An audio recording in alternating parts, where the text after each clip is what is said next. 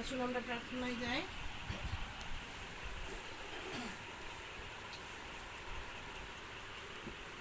হে মুক্তিদাতা প্রভু যিশু, তোমার চরণতলে বসার সুন্দর সুযোগ তুমি আমাদেরকে দিয়েছো।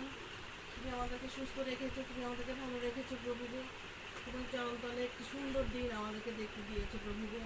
আমরা কতিপয় মহিলা এখানে এসেছি প্রভু, তুমি আমাদেরকে আশীর্বাদ করেছো প্রভু গো।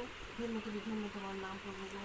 হে প্রভু, তুমি জানো এই পরিবারের যে প্রার্থনা রয়েছে, সেই পরিবারের জন্য প্রার্থনা করছি প্রভু গো। তুমি দেখেছো তাদের সমস্ত কিছু প্রভু, প্রার্থনা মিনতি ধন্যবাদ প্রভু গো। প্রভু, তোমার চরণতলে সমস্ত মিনতি প্রার্থনা ধন্যবাদ রেখেছে প্রভু। আমরা বিশ্বাস করি তুমি তাদের প্রার্থনা সে উত্তর দেবে প্রভু। তোমার কাছে প্রার্থনা রাখছি পরিবারের জন্য প্রভু গো। যে পরিবারের দাস প্রভু উত্তমের জন্য প্রার্থনা করছি, সে প্রায় অসুস্থ থাকে, তার অনেক প্রেশার থাকে, অনেক রকম সমস্যার মধ্যে আছে প্রভু। তুমি তাকে কৃপা করো, তার শারীরিক যে সমস্ত সমস্যা রয়েছে তুমি তার থেকে তাকে রক্ষা করো, তাকে তুমি উদ্ধার করো প্রভু। তুমি তার প্রতি কৃপা করো প্রভু, তুমি তার প্রতি দয়া করো প্রভু। আমাদের সমস্ত প্রার্থনা মিনতি তার তোমার চরণতলে রাখছি প্রভু। তুমি তাকে সুস্থতা দান করো প্রভু। যে তার যে সন্তান রয়েছে, সন্তান দুজনের জন্য প্রার্থনা রাখছি প্রভু গো।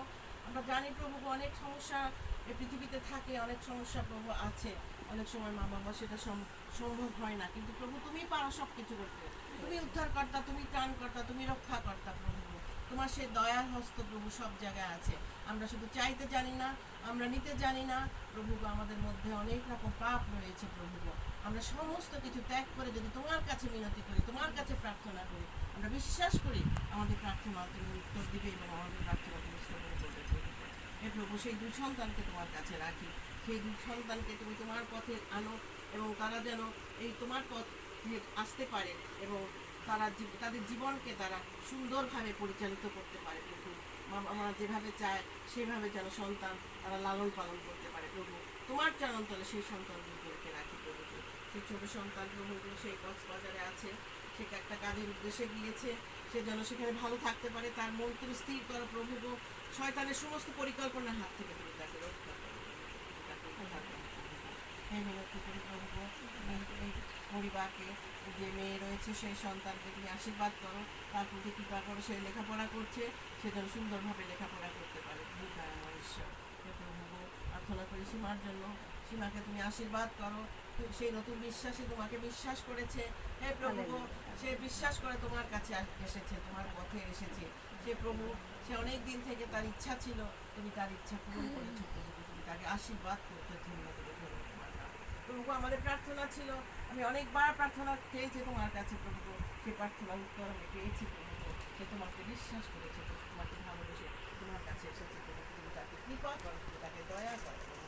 তার মনের মধ্যে যে সমস্ত ভুল ভ্রান্তি রয়েছে, যে সমস্ত অযোগ্যতা রয়েছে, আমরা বিশ্বাস করি সে যদি তোমাকে বিশ্বাস করে প্রভু, সে তোমার পথে থাকে, অবশ্যই তুমি তাকে সান্ত্বনা দেবে এবং তোমার সমস্ত কিছু দিয়ে তাকে পরিপূর্ণ করবে প্রভু। প্রভু, তুমি তার প্রতি কৃপা করো। এইভাবে তুমি এই পরিবারকে আশীর্বাদ করো। পরিবারে যে সমস্ত সমস্যা রয়েছে, যে সমস্ত কষ্ট রয়েছে, যে সমস্ত দুঃখ রয়েছে, সব কিছুর হাত থেকে তুমি তাদেরকে রক্ষা করো, উদ্ধার করো প্রভু। আজকে আমরা এখানে যতজন এসেছি প্রভু, আমাদের প্রত্যেকের প্রার্থনা রয়েছে তার জন্য প্রভু।